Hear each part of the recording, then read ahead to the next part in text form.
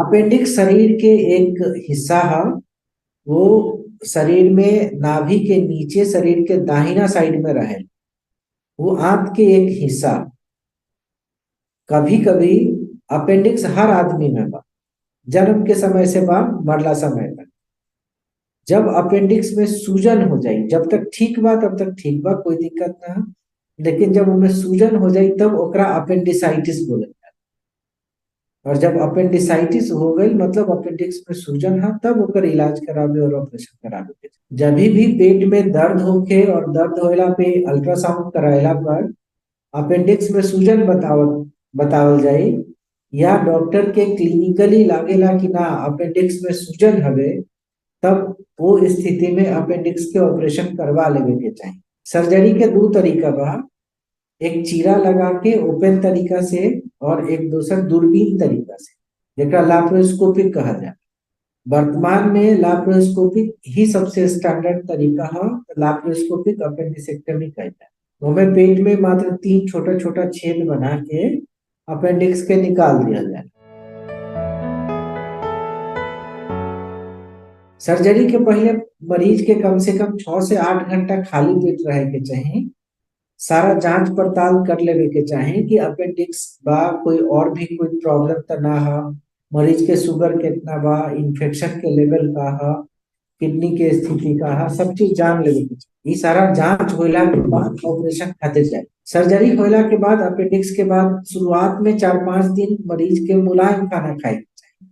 काफी कड़ा खाना या बहुत सारा खाना एक साथ ऐसे ना खाए के चाहिए। हल्का हल्का खाना 3-4 बार में, 5 बार में थोड़ा थोड़ा मुलायम खाना खाए के चाहिए। दूरबीन तरीका से कैला के बाद आदमी अपन नॉर्मल काम कर सकेला। पेट में छोटा छोटा छेद रहेला। 2-3 दिन के बाद पेशेंट सब पट्टी उट्टी हटा के नहा सकेला। अपना जो घाव बा ओकरा साफ करके कोई दवाई लगा सकेला। कोई बहुत विशेष प्रिकॉशन के जरूरत ना होला, लेकिन खाना पर ध्यान रख। सर्जरी होखे में डिपेंड करेला पेशेंट के कंडीशन कैसन है।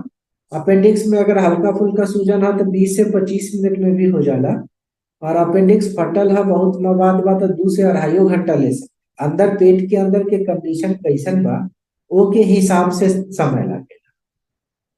ता मोटा मोटी एक नॉर्मल पेशेंट में 30-40 मिनट में अपेंडिक्स के ऑपरेशन हो जाला।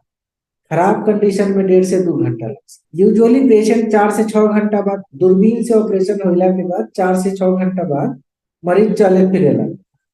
ओकरा हल्का पानी चाय ये सब अगला दिन से दिहल जाला, और दोसर का दिन पेशेंट के डिस्चार्ज हो जाता।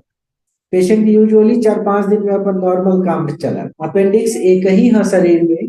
एक बार अपेंडिक्स हुई तो के ऑपरेशन हुई तो वो अपेंडिक्स निकल जाए। अपेंडिक्स निकल गई तो दोबारा अपेंडिक्स ना हो सकेला। हाँ, एक आध पेशेंट ऐसा देखल गई है कि लोग अपेंडिक्स के ऑपरेशन कैले ना कहीं गांव देहात में करा ले तो वो पूरा अपेंडिक्स ना निकले। जोनो अब डॉक्टर रहले हैं जो भी कैले, अपेंडिक्स पूरा ना निकाल सकले या ना निकल ले, आधा अपेंडिक्स निकल ले आधा छोड़ दे। ऐसा कंडीशन में मरीज के फिर से होगी। लेकिन अगर तरीके से ऑपरेशन कैल गई बा तो दोबारा अपेंडिक्स होए के कोई संभावना। ऑपरेशन बहुत सस्ता बा। 25-30 से 35 हजार में एकदम ऑपरेशन हो जाला। कोई बहुत महंगा ऑपरेशन ना है। कोई बहुत समय लेवे वाला ऑपरेशन।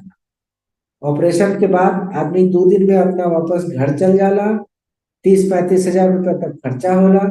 और 1-2 दिन में मरीज अपन टहलना घूमना ये सब बाहर अपना काम वाम पे सब आराम से चल जाए। अपेंडिक्स में शुरुआती अगर सूजन बा तो वो समय दवाई खैला से अपेंडिक्स के सूजन थोड़ा कम हो जाला।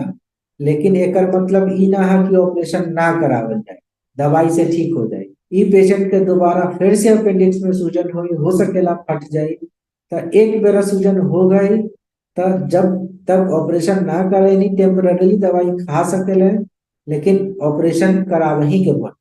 अभी करावो, 2 दिन बाद करावो, 5 दिन बाद। बाहर के खाना कम खाएं। कब्जियत ना रहे पेट में। कब्जियत भी एक कारण है अपेंडिक्स के। बाहर के खाना खैला से पेट में इंफेक्शन हो जाला। वो इन्फेक्शन की वजह से भी अपेंडिसाइटिस होला, खासकर छोटा छोटा बच्चा में, 7 साल 8 साल 5 साल के बच्चा में। बाहर के बच्चा लोग खाला, जमीन पर से उठा के खाला, ऐसे पेट में इन्फेक्शन होला। वो इन्फेक्शन से अपेंडिक्स में जल्दी सूजन आ जाता। तो बाहर के खाना मत खाई, पेट में कब्जियत से बची। यह सब बचाव के तरीका है। और